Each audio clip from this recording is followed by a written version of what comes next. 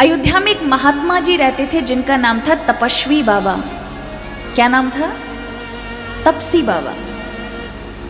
और वो इतनी तपस्या करते थे, साधना करते थे कि उनके तप का तेज प्रभाव समग्र साधु संत जानते थे। उनका नियम था, आज उस जगह को जहाँ तपस्वी महाराज का स्थान है, उस जगह को कहते हैं तपस्वी जी की छावनी।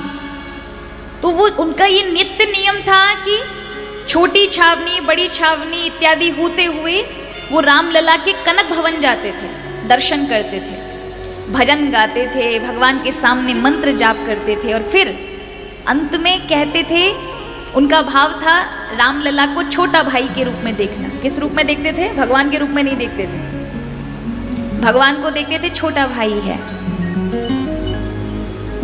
और हम इनके बड़े भाई हैं।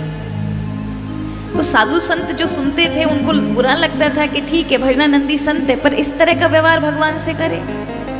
वो प्रतिदिन आगे भगवान से कहते थे, लाला तुझे कोई परेशानी तो नहीं है, हो तो बता देना, हम तेरे बड़े भाई हैं, अयोध्या में ही रहते हैं, सारी तकलीफ हर लेंगे। तो लोग कहते थे, बताओ ये बाबा कैसे हैं? तकलीफ भगवान हरते हैं कि मनुष्य हरता है किसी की? पर लोगों की श्रद्धा भावना के कारण कोई कुछ कहता नहीं था। एक बार ऐसी घटना घटी। देखिए, लोग इस संबंध को नहीं समझ सकते, लेकिन भगवान हर संबंध को निभाते हैं, हर संबंध को। आप बस भगवान से संबंध जोड़ने का कार्य करिए। तो कथा ऐसी आती है, और ये सच्ची घटना है, कि कनक बिहारी जो राम भगवान का मंदिर में राम भगवान विराजमान है कनक बिहारी रूप में, वहां पर जो पुजारी जी पूजा करते हैं, उनके पुत्र को चर्म रोग हो गया, शरीर में खुजली हो गई, रक्त अंदर से खराब हो गया था। तो पास ही के वैद्य के पास वो अपने बेटे को दिखाने के लिए ले गए। तो वैद्य ने कहा कि नीला थोता लेकर आना, जिसको हम कॉपर कहेंगे, उसको एक जड़ी बूटी के साथ पीस करके और उसको रख देना। अब वो एक तरह से विष ही है महाराज।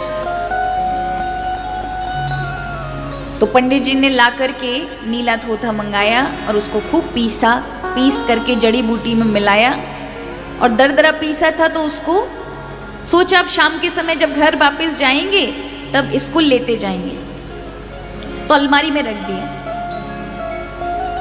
अब अलमारी में रखा, रात्रि का समय हुआ, भगवान को भोग लगाया गया। भोग लगाने के बाद विश्राम समय भगवान को दूध दिया जाता है। तो गरम गरम दूध, उस समय लाइट होती नहीं थी, दीपक की रोशनी थी।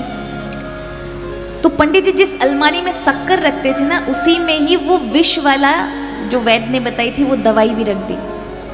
और भूल से उन्हें याद नहीं रहा, उन्होंने शक्कर समझ के वो नीला थोथा विष ही दूध में डाल दिया और विष का ही भगवान को भोग लगा दिया, जहर का।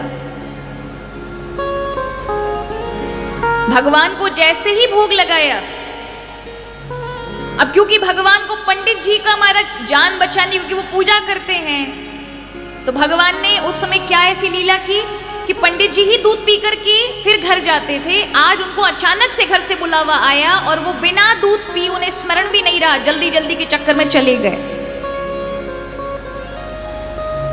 और जब वो गए, यहां रात्रि के ठीक 1 बजे कनक बिहारी यानी हमारे रामलला सरकार स्वयं तपस्वी बाबा जो सो रहे थे उनको जगाते हैं। भैया, क्या बोलते हैं राम जी? भैया, मुझे पंडित जी ने जहर वाला दूध पिला दिया है, मुझे जलन हो रही है, मेरा शरीर काला पड़ गया है, भैया आप उठो, मेरी तकलीफ को दूर करिए। तपस्वी जी ने जैसे ही आंखें खोली तो देखा भगवान जो कनक बिहारी हैं, स्वर्ण जैसे सफेद हैं, वो एकदम काले खड़े हैं और कह रहे हैं कि मुझे तकलीफ है, मुझे परेशानी, मुझे कष्ट है, इसे दूर करिए। तपस्वी जी ने जैसे ही सुना उठ खड़े हुए, पूरे आश्रम में एकदम से आवाज लगाई, अरे महात्मा उठो, कनक बिहारी को जहर दे दिया है।